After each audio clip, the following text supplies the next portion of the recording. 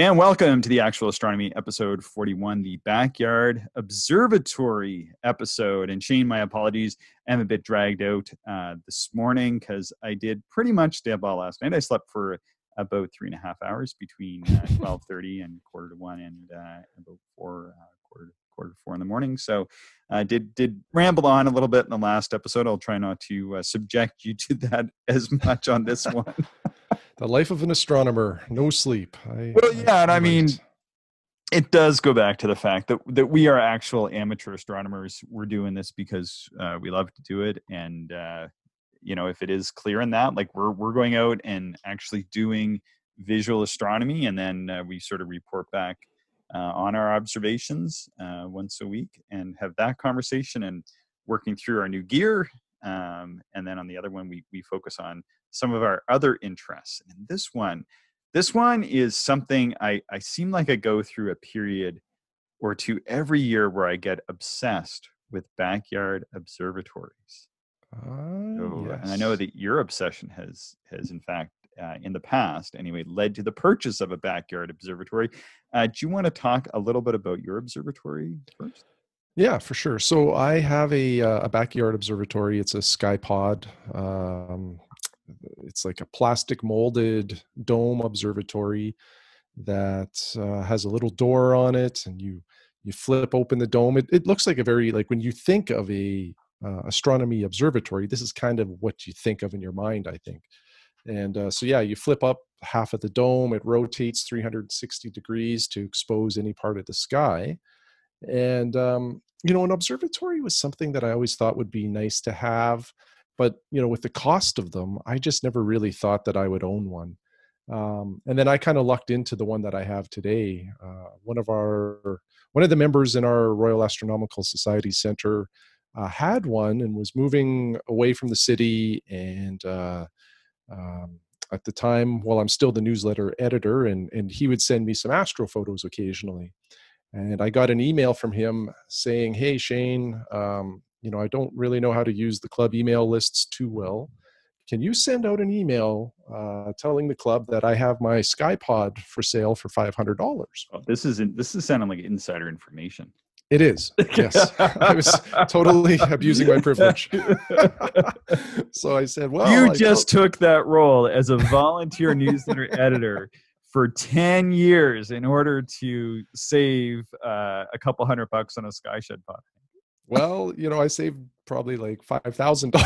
Well, not quite really that much, but I think, I should have looked before we did this podcast. They're either $3,000 or $4,000 US for a brand new one, for the same one that I have. Yeah, it's gone up. I think when they first came out, the price point was like $19.99 or something like that. Yeah, I think you're right. So needless to say, I didn't send the email to the club. I just said, "Hey, I'll buy it for that price."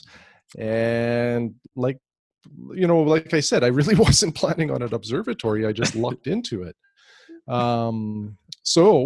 I've now had it for many, many years. I think about 7 to be exact.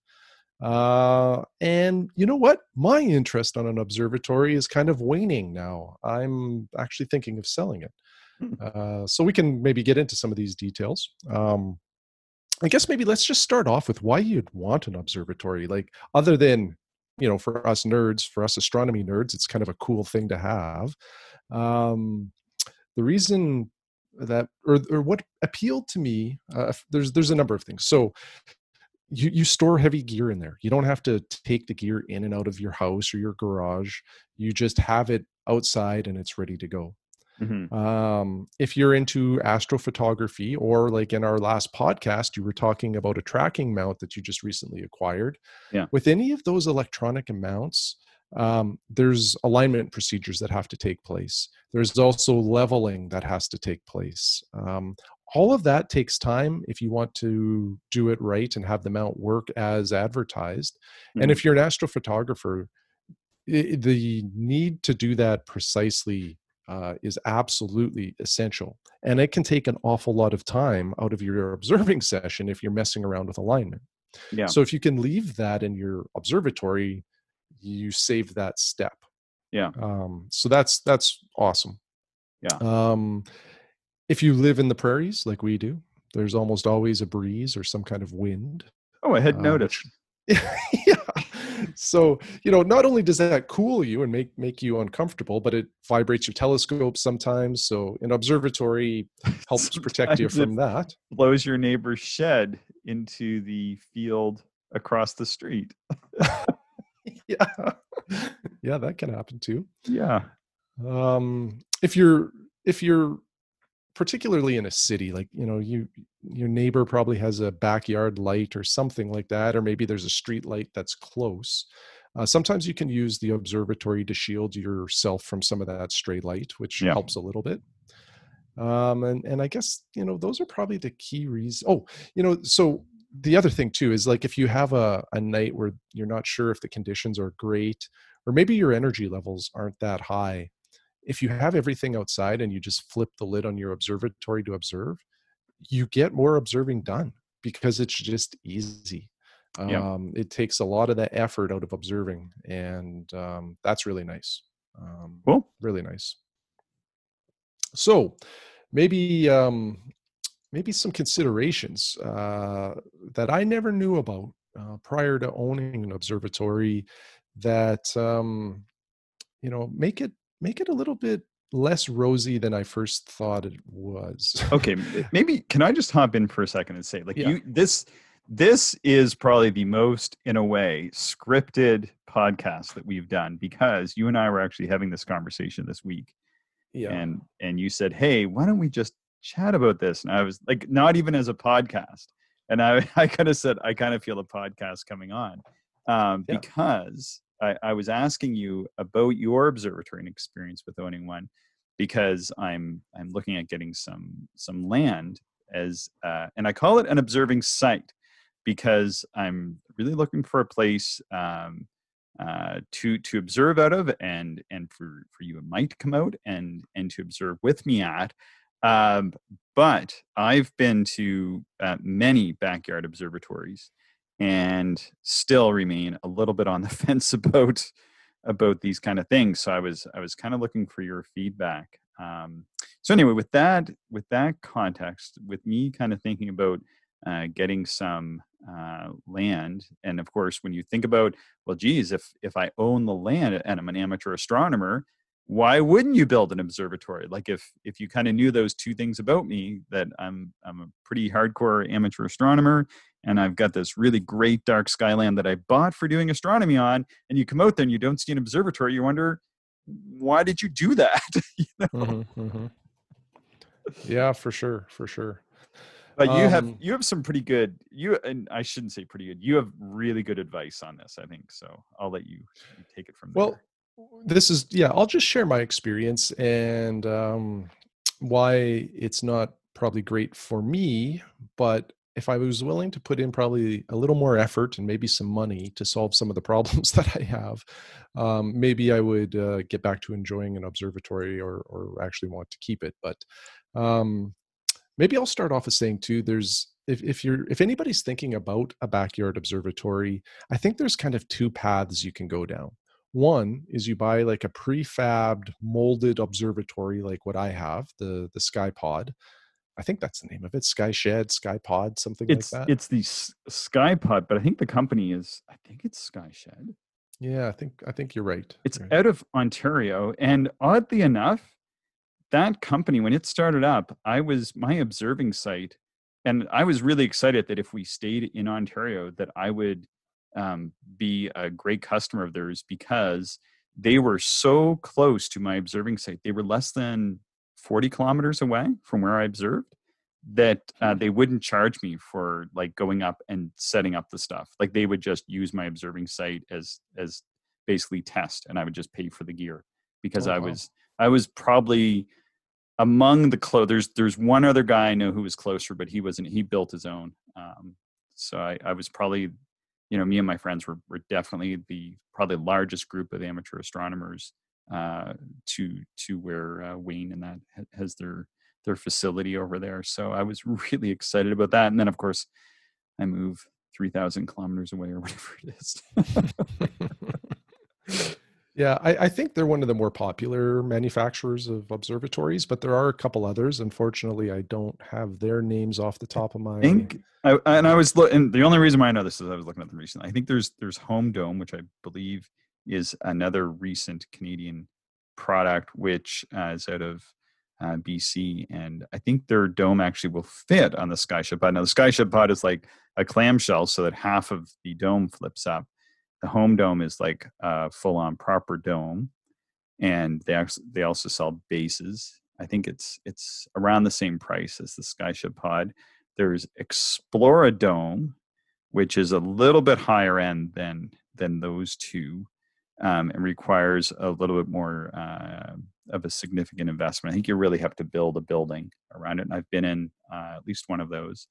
And then there's out of the UK. I've never seen one of these in person, but Pulsar Observatories. Hmm. And anyway, I think those are probably sort of the main options. I think PureTech makes one, and I think there's another one or two Ash Domes. I think these ones are getting pretty expensive though as we go along here. Yeah, they certainly can get quite pricey. Yeah. So that's one path. You can buy one of these prefabbed units and probably enjoy it an awful lot. Another thing is you can build your own. And if you just Google like do-it-yourself astronomy observatories, there is an unlimited amount of designs out there, from little contraptions that just kind of cover a mount, to full on like sheds with a roof that rolls off to expose the night sky. Like I say, the designs, there's a lot of different neat ones out there. And the cool thing about doing it yourself is then you build it to your specification, to house whatever instrument you want to put in there, or whatever, if you need special shelving for your books or eyepieces or however you want it to look. Probably one downside I would say to building your own is I just imagine you would have a little more upkeep, like whether it's shingling the roof or painting the walls or whatever it might be. I think you're going to have a little bit more to do if you build it yourself, because these prefabbed ones like the SkyPod, it's plastic, right? So it doesn't need to be painted. I've never done anything to it other than when I first bought it, I recalked some of the joints because it comes in pieces and you have to attach it. That's all I've ever done, and it just kind of maintains itself. It's really good that way. Yeah. Other things though about the observatory that you have to make sure you consider are, well, weatherproofing is probably number one. Obviously with electronics, the like moisture and humidity are bad. You don't want any of that getting in to your observatory. And that can be a little bit of a challenge. Like a lot of the observatories will keep rain out quite easily. But where I struggle is with humidity in my dome. So I used to keep a telescope on the mount in there. And then I put in a remote temperature sensor that also senses the humidity, and I could monitor it every day. And during the warmer months, just about every night, I'm 100% humidity in that observatory every night. And in the morning, like I'll go in there, say at 7 a.m., just to open it up and air it out or clean it out. The walls of the plastic are just wet, like visibly wet. So now I haven't built mine or placed mine the way I probably should. Like I really just have it on the ground, and they don't recommend that. It should be on some kind of a foundation. But even with that, like unless you put it on a cement pad, like there's a few ways to solve this. One would be a cement pad, because I think a lot of the humidity I'm getting is coming up through the ground. Right through the ground, yeah. So a cement pad would work, but the downside to a cement pad, and again, like I've researched the heck out of this over the last few years, trying to look at ways to improve my situation. The downside with a cement pad is it collects heat like a rock does, and then slowly radiates it all night long. Oh, really? And I've seen analysis that guys have done with like temperature guns, and like that cement block, unless it gets really cold really fast, that cement block is always many degrees warmer than the air around you. So Huh. then it's constantly radiating some heat up, which Yeah. kills your seeing. And, Yeah. that's a bad thing.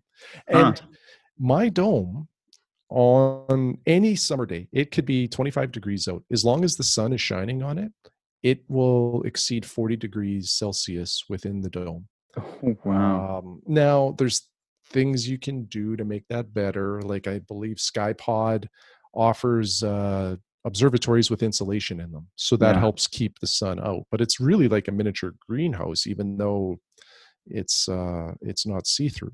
The other thing I heard, so my observatory is a kind of a light gray. Yeah. If you go with a white one, apparently that helps a lot better keep like with the temperature inside.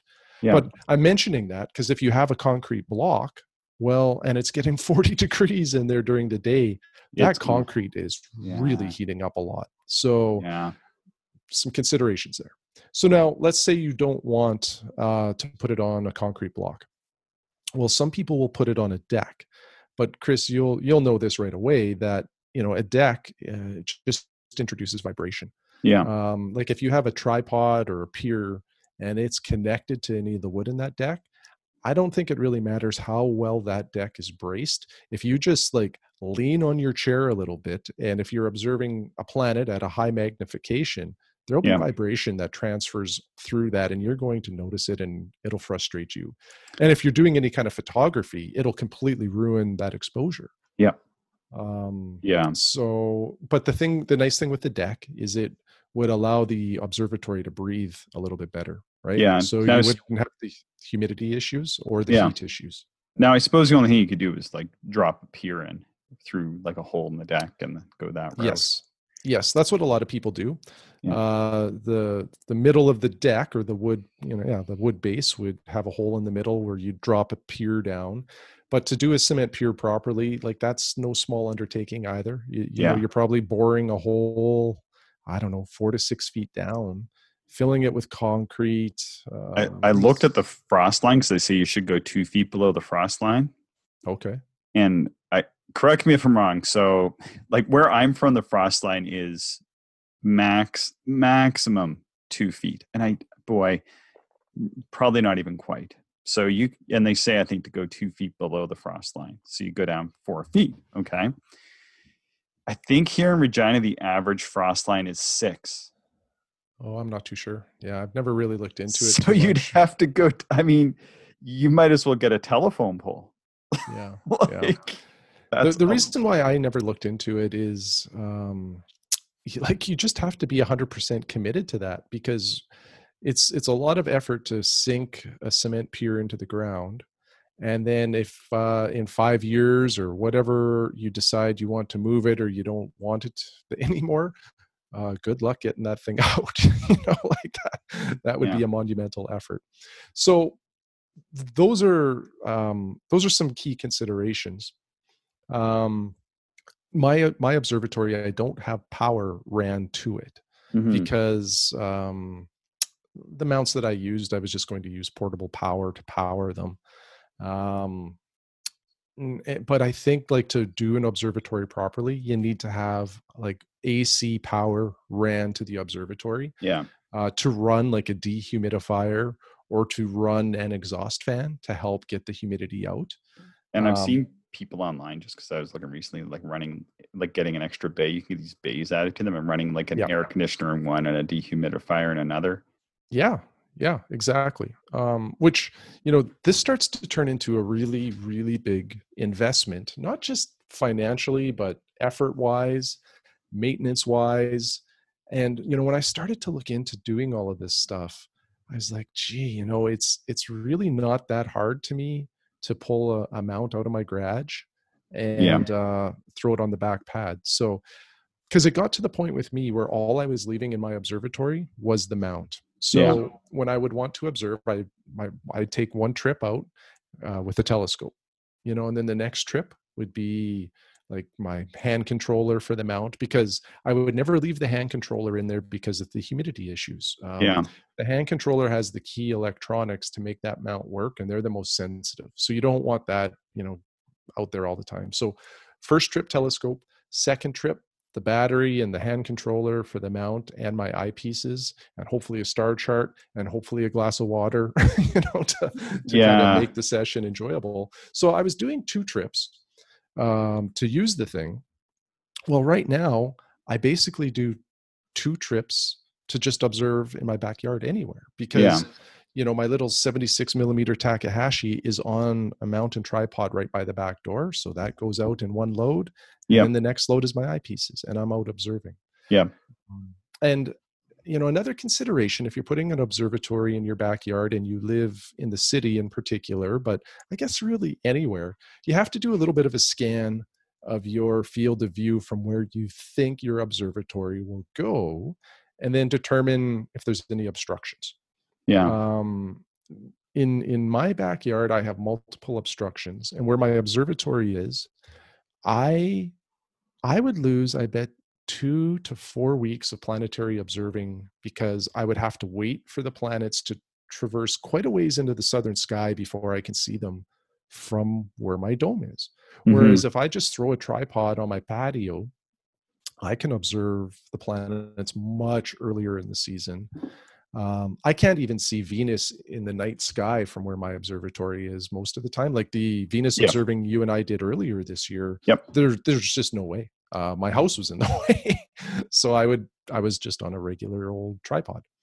So needless to say, over the years, my observatory just gets less and less use. So I'm getting close to selling it. The other thing too that I haven't mentioned yet that has kind of annoyed me, I haven't had any rodent issues, but I have a ton of insect issues in there, like, spiders and all sorts of bugs, and that, again, it's largely because it's on the ground, but it's just not as like, it's such a romantic, or was it's anyway, not sexy. No, it was such a romantic thing. Like, have this observatory, and, maybe you name it and you put a brass plate on the front of it, and you take pictures and you show friends at work and they go, wow. You really are a nerd, Shane. Well, we had no idea. Oh, they've known that for a long time. But to be fair, like, you and Mike are the coolest astronomers that I've done astronomy with, to be frank. But well, nerd is a term of endearment for me. I wear that badge proudly on my sleeve. You guys are pretty cool though. Like, to be frank, some of the other astronomers I've done astronomy with, not nearly as cool as you guys. Well, I'm honored. but needless to say, for me, the Backyard Observatory, I've learned a lot, and it's just, I guess maybe I had the wrong idea getting into it, that it was sort of a build it and everything else is just, perfect and easy. And the real part of that is, there's some effort, there's some ongoing effort required to utilize it. And I guess maybe for me, because I'm a visual observer, I don't use any go-to mounts. Some of those reasons why you have an observatory don't really apply to me. The electronic mount that I have is the Losmandy GM9. It was made for Celestron. It has full tracking features, but no go-to. So if you're just tracking, the only things that are really that important when using an equatorial mount like this one is that you have it roughly pointed north, and that you have it roughly level. If you achieve that, the tracking will be spot on for visual observing pretty much the entire night. So it's pretty easy for me just to plop that out anywhere in the backyard, point it north, and I'm good to go. Okay. Yeah. Cool. So that's kind of my observatory stuff in a nutshell. The Regina Royal Astronomical Society has an observatory out at their dark sky location, and it's a roll-off roof observatory, and it actually used to belong to Lucien Kemble, who is a famed amateur astronomer, has an asterism named after him, Kemble's Cascade. Kemble's Cascade, yeah, which he observed from this observatory. When it was somewhere else. It took a bit of an effort to move it to where it is now. Is it working? Is it operational? When I was last out there, which is a number of years ago now, and it didn't work. It's operational. but it's not being operated. So it's basically like, I think it's largely used for storage. I think there's some telescopes that are in there and That's some kind other of like sad miscellaneous in a way, items. though, you know, like, but Yeah, yeah. The roll off is a really neat concept. It has like these long tracks that had like these metal covers so that leaves and dirt can't foul up the tracks. So you take the metal covers off. There's a couple like little locking things inside the observatory so that that roof was held in place. You release those, and then like it was the entire roof was on wheels, a whole bunch of casters, and then you just pushed it, and it wasn't a lot of effort, and then the entire roof slid off. yeah, And what is so nice about that style of observatory is you have the whole sky the whole available sky. to Yeah. you the entire night. The clamshell, like what's on the sky pod, one of the knocks on that design is you lose the zenith, and even like a few degrees around zenith you really can't achieve. That's the um, overhead area. Yeah. yeah. So SkyPod has like this modification that you can add that turns it into a roll off. So the whole clam just rolls off the back and then exposes the whole sky to you. Yeah. Um, so that's kind of a neat or a fairly nice option. Hmm. Um, I don't know what kind of effort goes into building a roll off though, because like maybe there's some prefab options out there, but I think you sort of have to design it yourself and figure out how to build it and then put it all together. Well, Skyshed of Skyshed Skypod fame, they started with the a prefab roll off, and they're pretty nice. Okay. Um, yeah, that's where they began. You can get them from 6x6 up and up, like pretty large sizes. And like you're saying, you know, they roll off the roof, like rolls straight off to one side or another. But I've been in a few roll offs, and yeah, definitely the advantage is you get to see the entire sky. So it opens right up. And then the other is that it just looks like a garden shed, like a really nice little garden shed, basically. And so, like, you know, if you're going to move or whatever, you pretty much got to sell the observatory, or you know, anybody going by is going to look and say, I'm pretty sure that's an observatory, or it's a small missile silo in Shane's backyard, or whatever. Like, Well, that's a great point, and I'm glad you brought that up because if you want to be inconspicuous, like let's just say you have land in the country and you don't live there, and if security is a concern, an observatory draws a lot of attention. Like if it's a clamshell dome like mine, I've had I have neighbors on both sides of me. Uh, both of those houses have had multiple families that have come and gone, right? They bought and sold the house. And pretty much the first question I get asked every time is, what is that thing in your backyard? And then when I tell them, they say, yeah, that's kind of what I thought. But it really draws people's attention because it's such a unique looking structure. yeah. Um, Whereas the roll off, I think you could probably have, if you did the roll off right, and a lot of people have kind of landscaped them in, people may never notice. They might just think you're growing tomatoes on the side of your shed, and that's why those things are there. Because often, and you know, a lot of the time, like we're doing this at night when it's dark, and you're keeping your area as dark as possible. So they're just never going to see the activity of the roof actually coming off, except for like the odd time when you roll it off one day, and they're going to think, oh well, maybe you're just like working on the shed or something, and have done this for some weird reason, but it really isn't going to draw that same type of attention. yeah, absolutely. Absolutely. So I've been in a few roll offs, and one I used quite a bit. But I'll start with, there was one in my hometown, which wasn't the first one I went to, but I'm just going to mention this because it was small. It was sort of like Sky Shed pod size. I think it was an 8x8. It might have been either a little bit bigger, a little bit smaller. It had a 10-inch Mikasa crane in it. And it was low. So when it was rolled off, I think the walls weren't even quite 4 feet high. But you had to sit to observe. So he had the Mikasa crane on like a very short pedestal mount. So maybe it was like a meter high. and then you just Okay. sit like in a low office chair, I think is what he had in there. Things like a couple low office chairs, and with the two of us in there, it was tight. It was super tight. Yeah. And sometimes it's nice to be able to stand when you observe. And although you could stand in it and do other observing, you couldn't really stand and look through the telescope.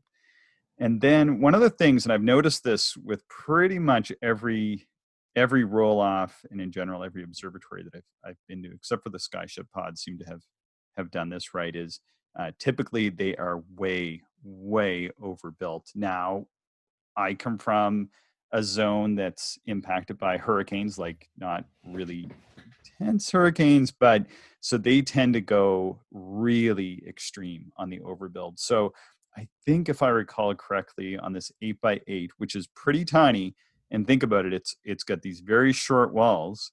I think he said the roof was 600 pounds, and I think that if I'm wrong, I'm on the light end. And it was pretty ridiculous, like the infrastructure that he had put in place. I feel like maybe he had like a cross beam every foot minimum. It could have been every 8 inches. It was just ridiculously heavy.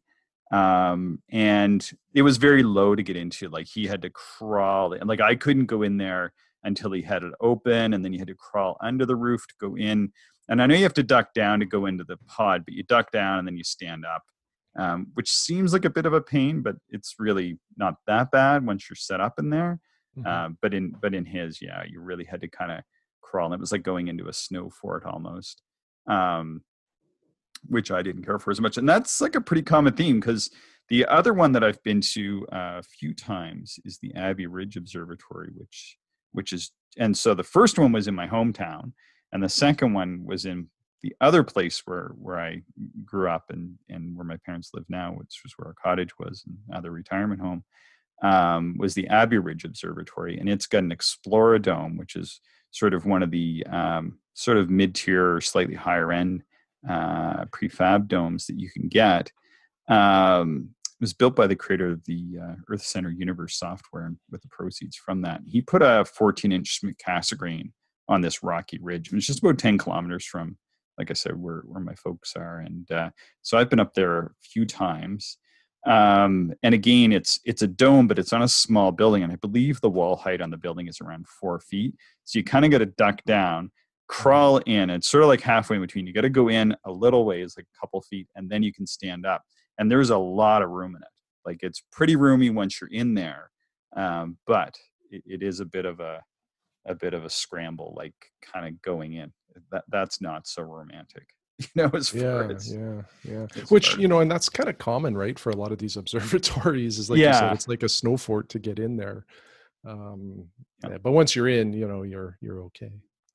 Um, let's see. I'm going to talk about sort of the best for the last. So the other ones that I've been to is Mark Bratton's, which was recently in Sky and Telescope, because that's only maybe not even 200 kilometers south of here, and he's a Oh, friend of mine, friend of oh. ours, Which and edition of Sky and Telescope? I think Which it's the month? August edition or something. I Okay, don't I I'll have to don't look for it.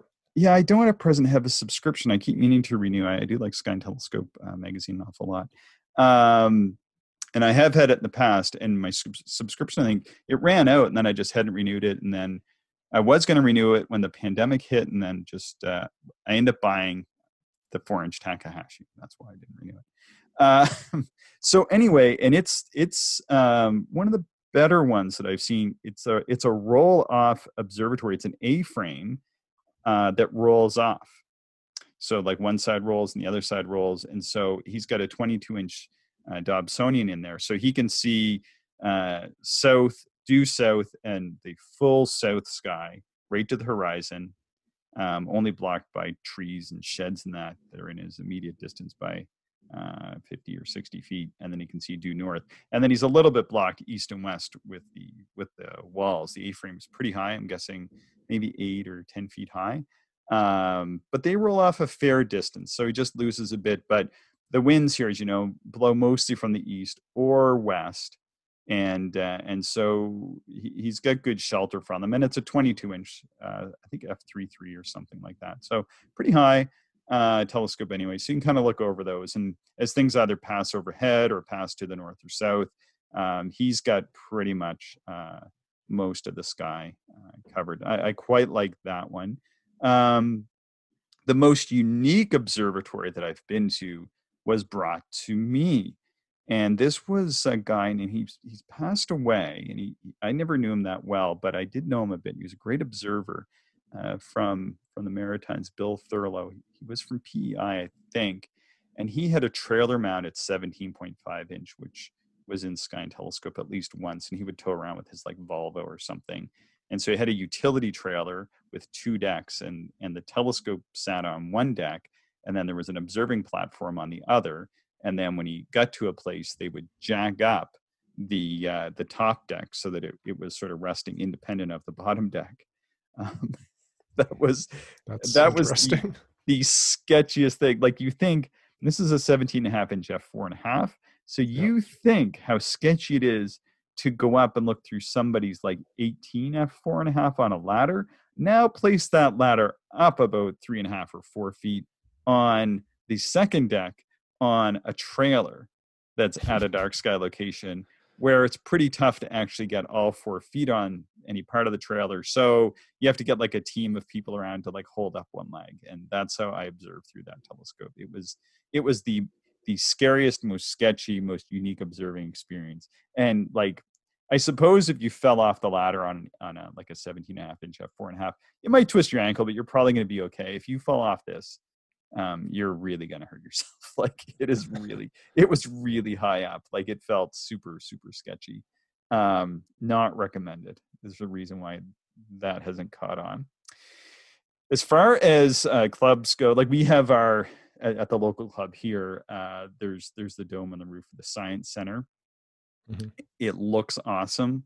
Performance-wise, horrendous, because all the vibrations in the building go into the telescope because it doesn't have an isolated pier. Mm-hmm. So there's that one that I've spent some time in. When I was in Ontario, I was at the KW Center, and we had an observatory on what was called Dance Hill, and it was really cool. It looked amazing, like when you were like a mile away, like you felt like you were going to like the most awesome observing facility of all time. And I remember driving up to it for the first time, and it was so impressive.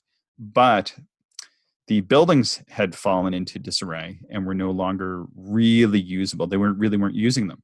So it had become just this huge overhead observing site. And they had, I forget how many buildings, at least 3, one huge dome that was built on, I think, part of like a old grain silo. So it looked just like what you think of as like a really fancy dome.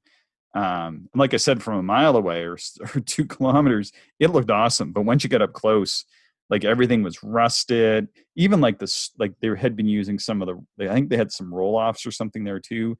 And they had been so dilapidated, like people didn't even want to store their gear in them anymore. So we were just observing, and it was in the middle of a farmer's cow pasture. So it was full of cow manure. The cows would come and wander around. So it wasn't great. Looked amazing, wasn't great. Now, in Halifax, before I became a member there, about maybe 8 or 10 years, maybe not even that long, but in the 90s, they built a large roll-off.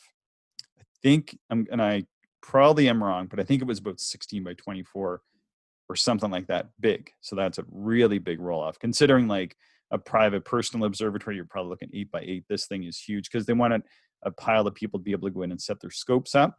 Oh yeah.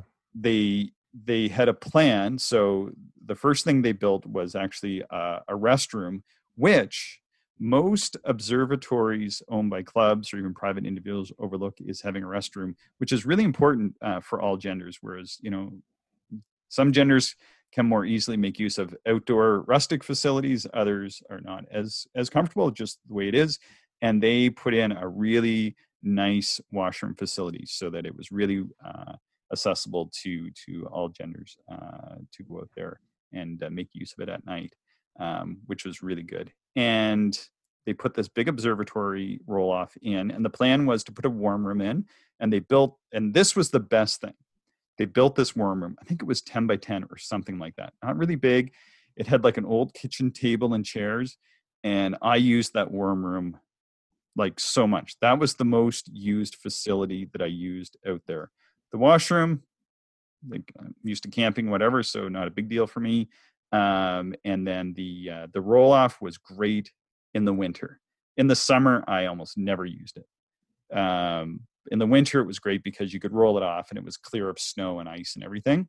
Mm-hmm. But it was, I mean, wow, like what a big thing to roll off. And the warm room had propane heat, so you could turn the heat on, be nice and warm. The great thing about So that is, nice. yeah, I could go and I could take my warm clothes. I didn't have to change in them, just wear my sneakers and jeans and whatever. And we'd go out and, everybody kind of take their turn and use it like a change room, basically. Probably it was mostly used as a change room. And then like I would get cold, and like I tend to get cold and do long sessions in the summer. And I would just get a little too cold and want to go in there and take the edge off. And it really extended in fact, I credit that warm room with a big portion of my ability to observe, because I'd be able to go out and extend my sessions often all night. I would often observe just all night out there. The sun would come up, and then I would go home and go to work Right. as a much younger person. And the observatory, though, and their plan in the long run was to make more roll-offs and to put a big dome out there. But as they noted, like more and more of us were just observing around the observatory and not even using it. Hmm. And so they had put some gravel out, and every 2 or 3 years we would do a bit of a fundraiser. I donated a lot of money to the observatory because they would take what we said and we wanted, and they would come back with a price and say, okay, all you observers, if you guys want this, this is kind of what it will cost you. And I think in those days, I spent more on that observatory, I think, than I did on my own personal telescopes. I actually don't think I bought hardly any personal telescope stuff. I just put it into the observatory because I wanted bigger pads and different things and heat for the warm room and blah, blah, blah. So I would just kick forward money for that. And they expanded the large gravel area, and that is now the largest thing there, and pretty inexpensive. They just moved the gravel around, and then they put a bunch of cheap cement patio stones around, made a bunch of spots for people to actually set up and cut down a few more trees, and trees being less of a commodity than they are here in Saskatchewan. And man, it was great. Everybody would just set up outside the observatory. A few people, maybe if you were doing imaging or something, you would set up inside the observatory, Mm-hmm. so you could have your gear ready for multiple nights in a row. But for the most part, we just use the area outside. And again, like the roll off became sort of really 50% used just for storing scopes and 50% used for observing for people that were just doing imaging. But that really taught me that maybe just having a nice solid flat surface was the best thing to have for observing. Yeah, yeah, I don't disagree. And like, another option that can work for some people is like you can have all of your gear set up on your mount and tripod, and then you can get like this little wheelie thing, like a dolly that's your tripod sits in, and then you can just wheel it out of your garage or shed to where you want it to observe with, and then it saves you from having to lift it and makes moving it around a little bit easier. So that doesn't work for everybody. It depends on your backyard, but that's another Mm-hmm. option to having kind of quick, easy, accessible gear to go observing with, but not have to have the commitment or the investment of an observatory. Yeah. Yeah. And I've often thought, ideally, like, I think what I would like is, because I have refractors, is to have either possibly a pier, but maybe more likely would be to have a semi-permanent wooden pier slash tripod combination, so that it doesn't have quite the lag splay, easier to kind of walk around or sit around and sketch, and then kind of have that sitting out. And then if it was at a spot where I'm going to be for a few days somewhat, on my own private land, to be able to be there and put the telescope up and get a good cover for it and leave it covered in that. But then when I leave, kind of tear it down a bit, maybe leave the tripod which would be affixed to the ground pretty solidly in place. And then, worst case scenario is that, the tripod gets struck by lightning and burns down or whatever. But it would just basically be in a way like what you had going in your backyard without having to deal with, the actual structure around the tripod. Mm-hmm, mm-hmm. So I've often thought that might be a pretty good solution for me anyway. Because one thing, we've talked a little bit about more like the mechanics of the observatories. But for me anyway, one of the observing experiences, one of the things that I don't care as much for, especially about the domes, and I've been to other domes too, like the St. Mary's Observatory Dome and a bunch of the Skyshed pods, which I think are some of the best domes. And the Explorer Dome, is that you just have that little slit, and like at the observatory here at the Science Center, you just have that little slit to look through, and so you really don't have that much sky. And if you're doing outreach, you get a lot of people that are just kind of milling around, not really doing any astronomy or learning anything. And kind of when you're up there at the telescope, it's neat because you're there and you're looking through, and it's very focused, and the domes look amazing. Like I just love the aesthetic of them, but boy, you just have a really, really small patch of sky to work with. And then always the hassle of rotating it and that. And then if oftentimes I want to look at something in the south, I want to look at like this time of year, maybe get a really good view of the Trifid Nebula before it gets too much lower, or the Lagoon Nebula, or the Sagittarius star cloud, which is down low in the south. And now I want to go and look at the double cluster Andromeda over in the northeast.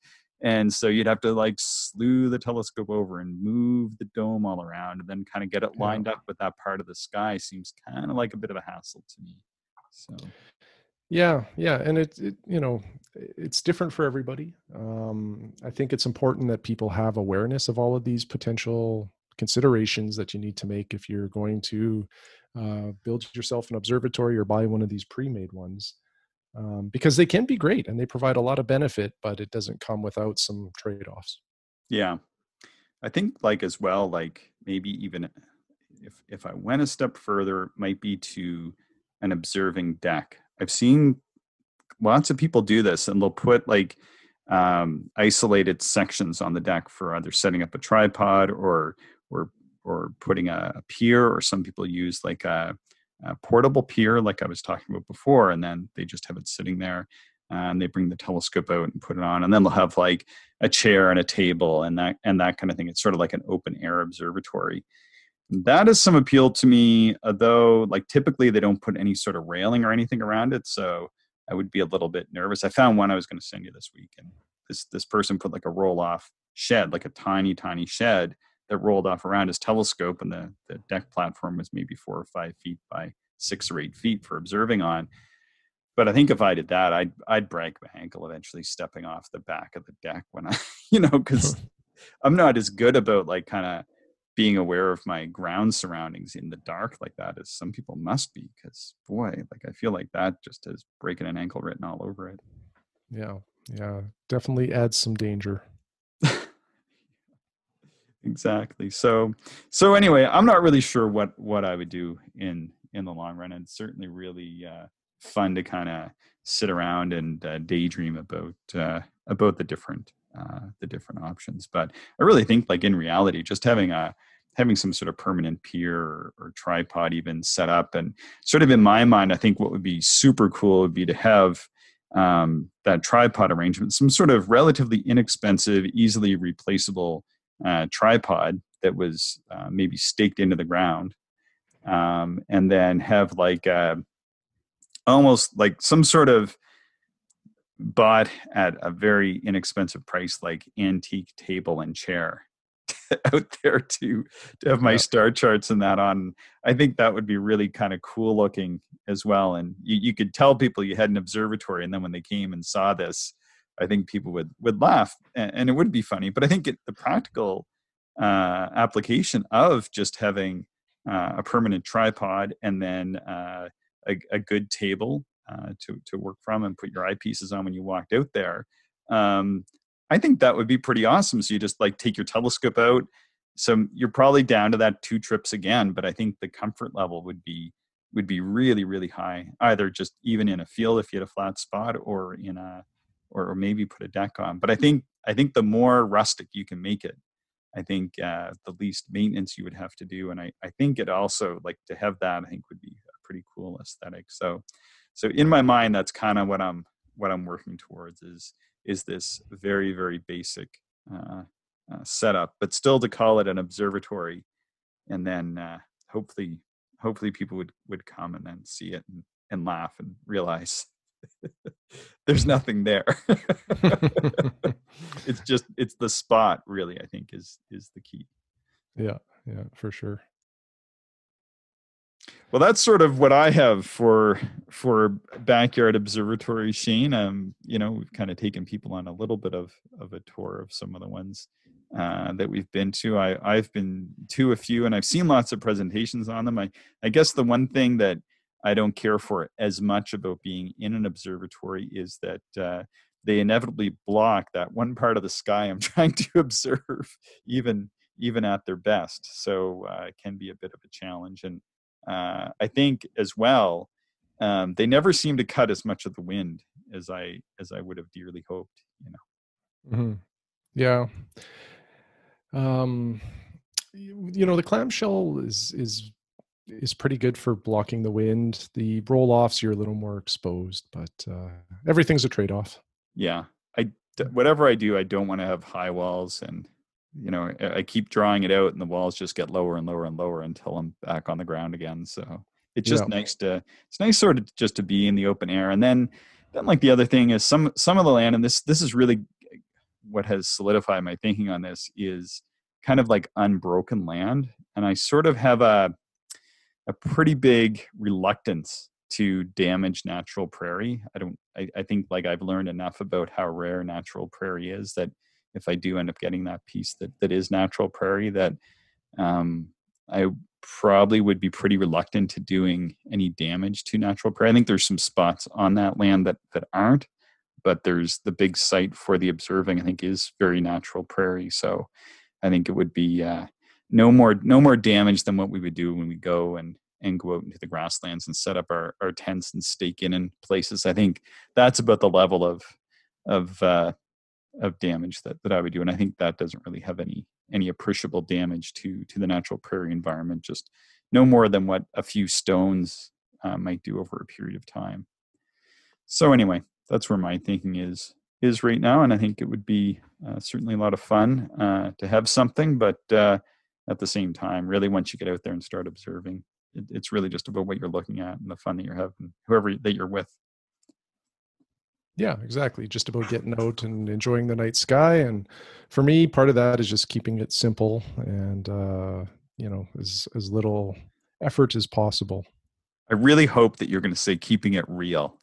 I was going to say. We could edit that in there. We could edit that in, and then that would be like, that's right, Shane. Keep it real. Okay. But I have nothing else to add. That would have been amazing if we could have just ended on that and pretended like it was...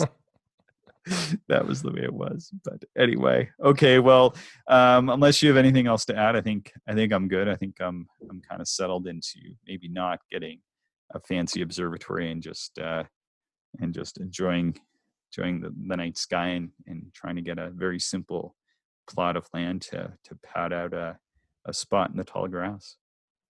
Yeah, sounds like a pretty good plan. All right. How can people stay in touch with us? They can find us on Twitter. We are at Actual Astronomy. People can email us at we are actualastronomy@gmail.com. And as of just yesterday, all of our podcasts are now available on YouTube. And we will continue to put the new podcasts on YouTube, as well as all of the other apps and formats that we've been on up until this point. Yeah. A little caveat about the YouTube feed is that the video aspect of it is just our logo. Maybe at some point in the future, we'll look at adding some other visuals to the video stream. But right now, it's just we want to get on all of the platforms so that people can listen to us, wherever they are or whatever they, are most comfortable using. So.